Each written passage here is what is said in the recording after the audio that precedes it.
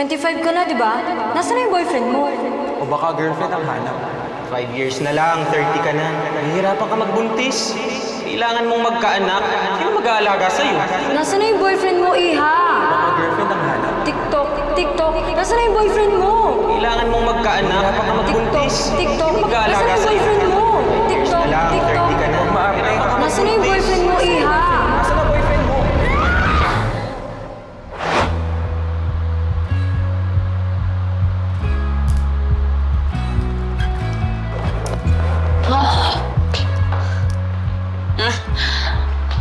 Ate, dapat di talaga ako sumama dun sa family reunion na yun.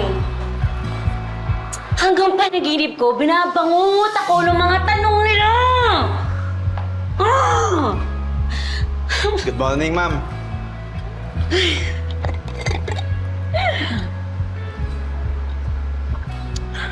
Sarap talaga ng tsokolate mo, Prince.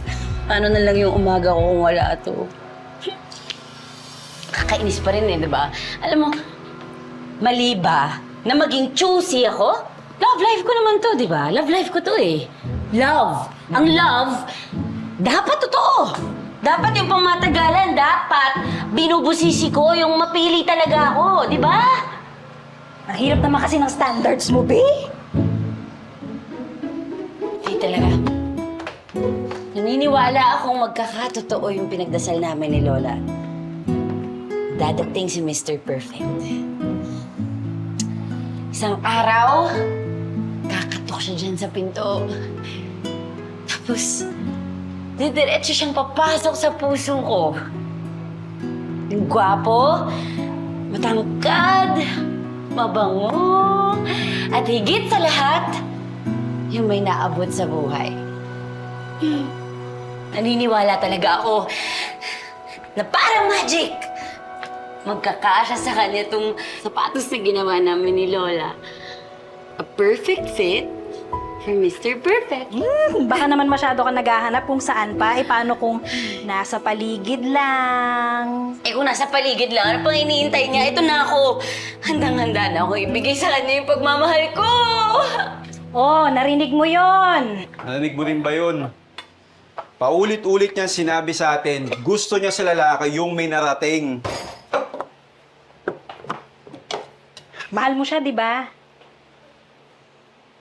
Oh, yun naman pala eh. Pero kasi, hindi ko alam kung ako yung lalaking kakasya dun sa sapatos niya eh. Isipin mo, nag-iipon lang ako. Kasi gusto kong makabalik sa pag-aaral. Gusto kong makagraduate, gusto kong magkapangalan. Para kahit papano, makalapit man lang ako dun sa lahat ng katangiang hinahanap niya sa lalaki. Ang sad boy mo naman. Eh, totoo naman eh. Ni minsan nga hindi sumagi sa isip niya na araw-araw ko siyang ginagawan ng tsokolate. Na baka mayroon akong gustong iparamdam sa kanya. Prince, ilang milyong lalaki ba sa mundo ngayon ang single? Lahat yon kalaban mo. Oh, eh paano kung isang araw bigla na lang may dumating tapos kunin siya sa'yo? O di talo ka agad. Ang tanong, magpapatalo ka ba? Tumatakbo yung oras, baby boy. Sige ka, baka maunahan ka.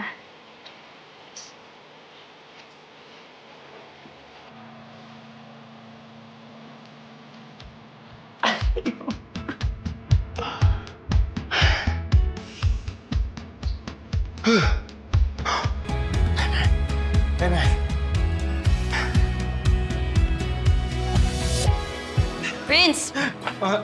Ano to? Good morning, Ma'am Ella. Hinanda kita ng breakfast. Dito talaga? Ano meron? Kasi, Ma'am Ella, alam mo naman, matagal tayo magkakilala, di ba? Tapos, halos araw-araw na tayo magkasama. So, kaya baka naisip ko na siguro parang oras na para... wait lang! Sandali! Wait lang! Ano? Hello?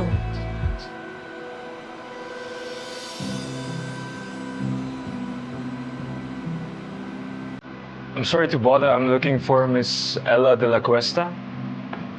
That's me. Anong kailangan?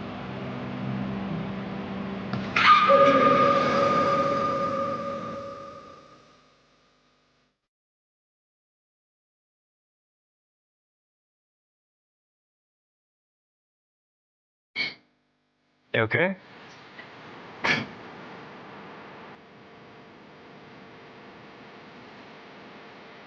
I'm King.